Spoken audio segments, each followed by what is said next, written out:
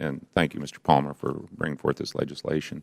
Mr. Kraus, if you would, your 2015 report illustrates the DOJ sidestepping Congress and providing deposits from Federal fines and penalties to be immediately used to fund agency programs, correct? Yes, that's our report. Do you feel Mr. Palmer's legislation adequately addresses this issue?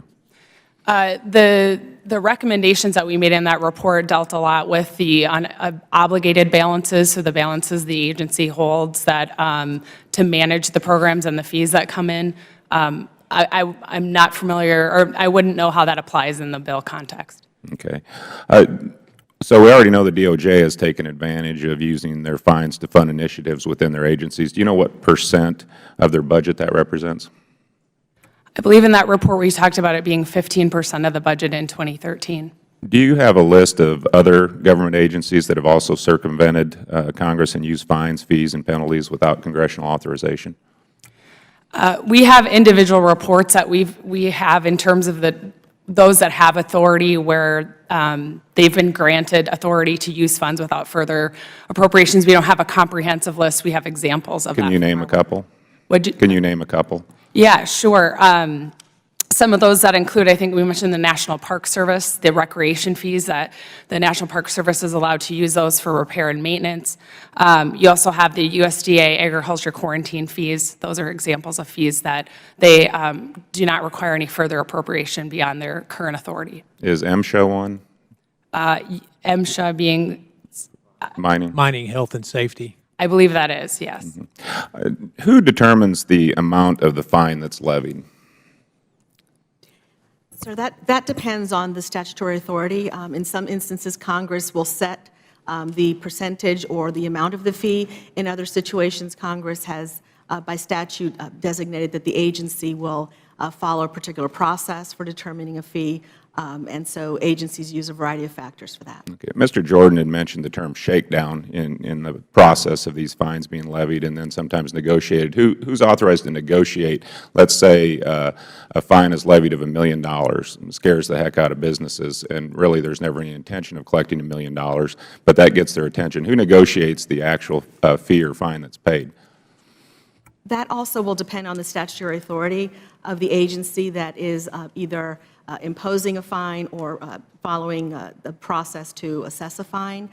So in those situations, depending on that statute, the agency will be able to, make decisions about how much of a fine they need. Do you think that's fair and effective to purposely mislead or levy a fine in instances to companies that obviously can't afford to pay that? I've seen it happen in nursing homes. I've seen it happen in mines. It happens in Department of Justice.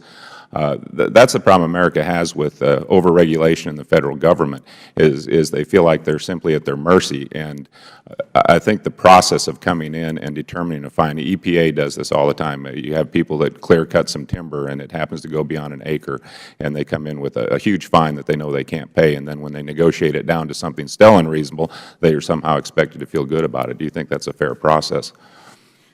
We actually haven't done the work to be able to determine if any specific case where that happens. Well, can you tell me if any of these fines and fees are used within the agency? We know they're used to fund some of their own initiatives. Do the employees that go out and levy these fines, that start the shakedown, if you will, do they ever get bonused by the very fines that they levy?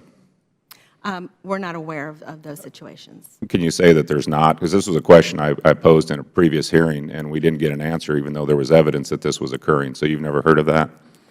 I'm not aware of any particular situation, sir. Okay.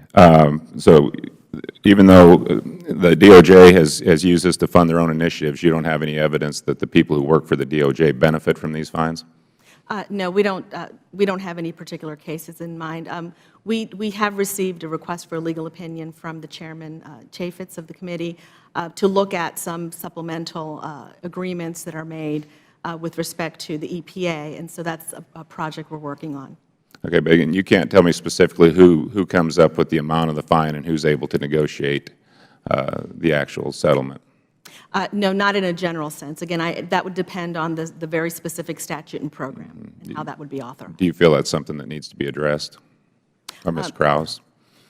I mean, certainly GAO is always, we're definitely in favor of, looking into, particular programs and the authorities and how agencies use them. Okay. I thank you for your time. Yield back. I thank the gentleman.